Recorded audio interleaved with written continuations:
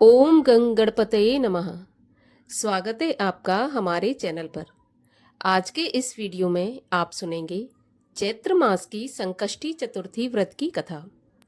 सभी प्रकार की व्रत कथाएं सुनने के लिए और हमसे जुड़े रहने के लिए हमारे चैनल को सब्सक्राइब करके बेल आइकन को प्रेस कर लें और आज की कथा अच्छी लगे तो लाइक करें और शेयर करें। तो चलिए अब हम शुरू करते हैं गणेश चतुर्थी व्रत की कथा।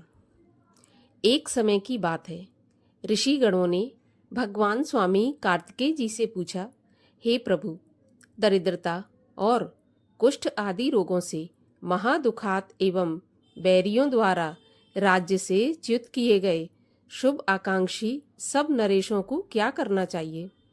हे स्कंद, सभी उपद्रवों से पीड़ित और विद्या, पुत्र, ग्रह और धनहीन शुभ आकांक्षी मनुष्यों को क्या करना चाहिए? वो कर्तव्य उपाय कहिए जिससे उन्हें क्षेम और अर्थ की सिद्धि हो जाए। यह सुनकर स्कंद जी बोले, हे ऋषिगणों, सब सावधान होकर सुनो। मैं एक श्रेष्ठ व्रत कहता हूँ। संकटनाशक गणेश उसका नाम है। वो इस लोक और परलोक दोनों में सुखदायी है। प्राणी इसी उपाय से भूमंडल और सभी जगह सब कष्टों से पार हो जाते हैं।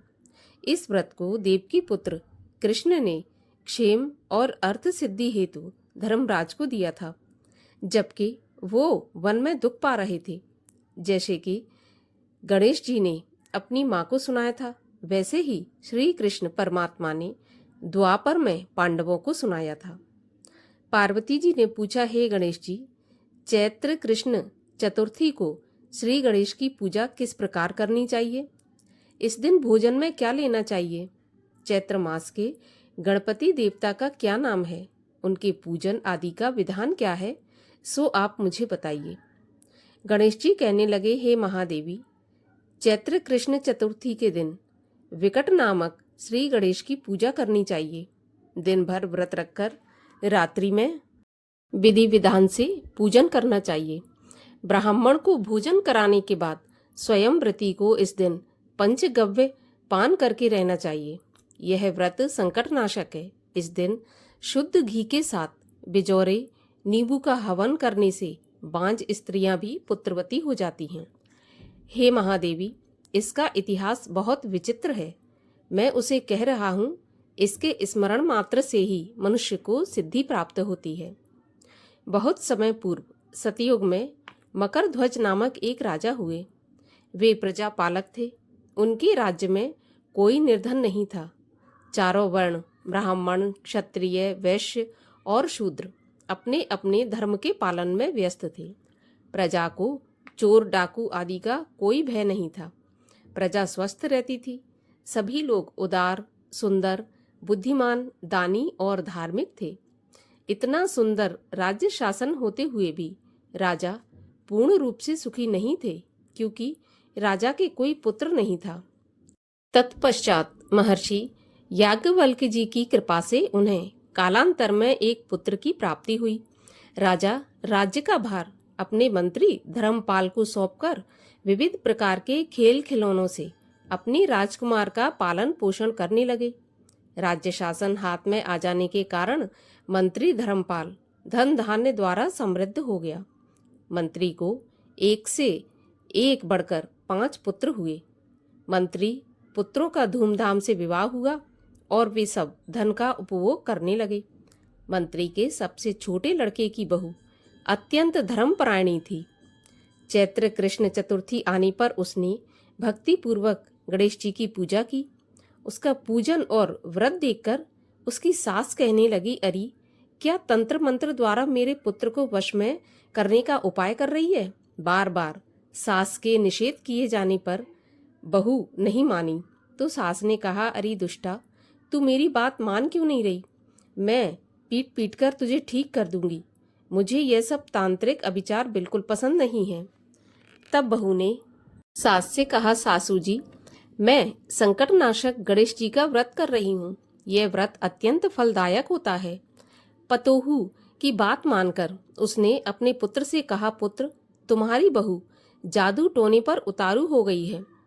मेरे कई बार मना करने पर भी वह दुराग्रहवश नहीं मान रही। इस दुष्टा को मार पीट कर ठीक कर दो। मैं गणेश को नहीं जानती, ये कौन है और इनका व्रत कैसे होता है। हम लोग तो राजकुल के मनुष्य हैं, फिर हम लोगों की किस विपत्ति को ये नष्ट करेंगे। माता की प्रेरणा से उसने बहू को मारा पीटा। इतनी पीड़ा सहकर भी उसने व्रत किया। पूजन के बाद वह गणेश जी का स्मरण करती हुई उनसे प्रार्थना करने लगी, हे गणेश जी, हे विघ्नहर्ता, आप सब कुछ ऐसा कीजिए जिससे मेरे सास ससुर के मन में आपके प्रति भक्ति भाव जागृत हो जाए। विश्व आत्मा गणेश जी ने सबके देखते ही देखते राजकुमार का अपहरण करके मंत्री धर्मपाल के महल में छिपाकर रख दिया। बाद में उसके वस्त्र आभूषण आदि उतारकर राजमहल में फेंक दिए और स्वयं अंतर्ध्यान हो गए। इधर राजा ने अपने पुत्र को पुकारा, लेकिन कोई उत्तर नहीं मिला। फिर उन्होंने मंत्री के महल में जाकर पूछा, मेरा राजकुमार कहाँ चला गया। महल में उसके सभी वस्त्र आभूषण तो हैं, लेकिन राजकुमार नहीं है। किसने ऐसा निंदनीय कार्य किया है। मेरा राजकुमार कहाँ गया। राजा के ऐसे वचन सुनकर मंत्री ने उत्तर दिया, राजन, आपका चंचल पुत्र कहाँ गया इसका मुझे पता नहीं है। मैं अभी गांव, नगर, बाग बगीचे आदि सभी स्थानों में खोज कर आता हूँ।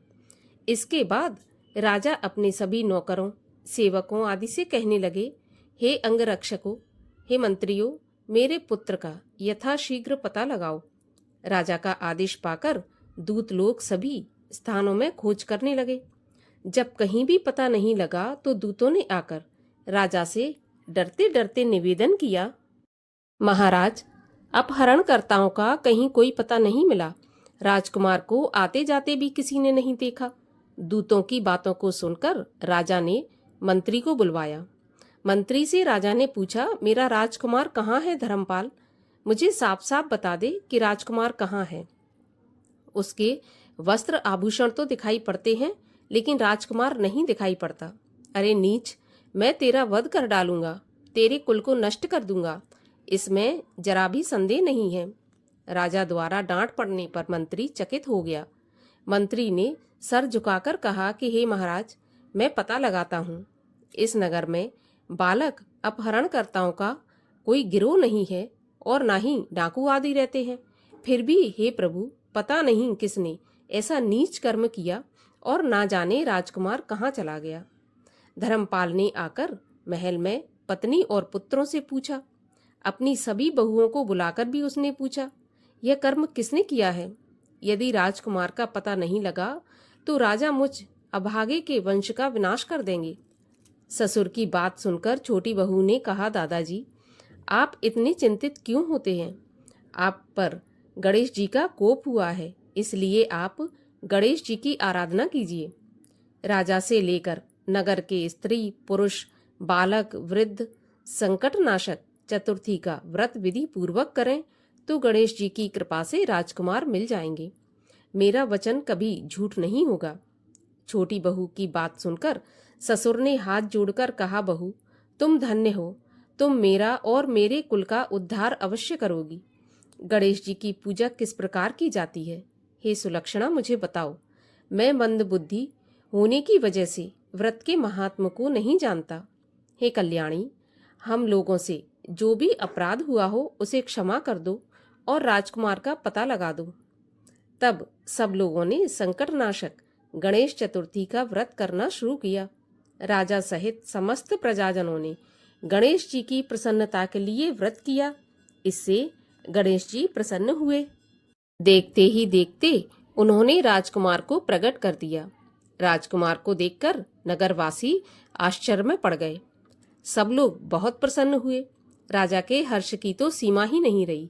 राजा कह उठे, गणेश जी धन्य हैं और साथ ही साथ मंत्री की कल्याणी पतोहू भी धन्य है, जिसकी कृपा से मेरा पुत्र यमराज के यहाँ जाकर भी लौट आया।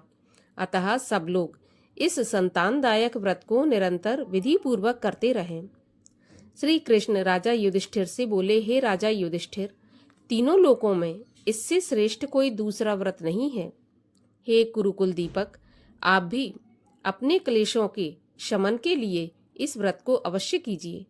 श्री कृष्ण जी के मुख से इस कथा को विस्तार पूर्वक सुनकर युधिष्ठिर ने बड़े ही भक्ति भाव से चैत्र कृष्ण चतुर्थी का व्रत किया और गणपति जी की कृपा से अपने खोए हुए राज्य को पुनः पा लिया। गणेश जी की आरती। जय गणेश जय गणेश जय गणेश देवा, माता जाकी पार्वती पिता महादेवा।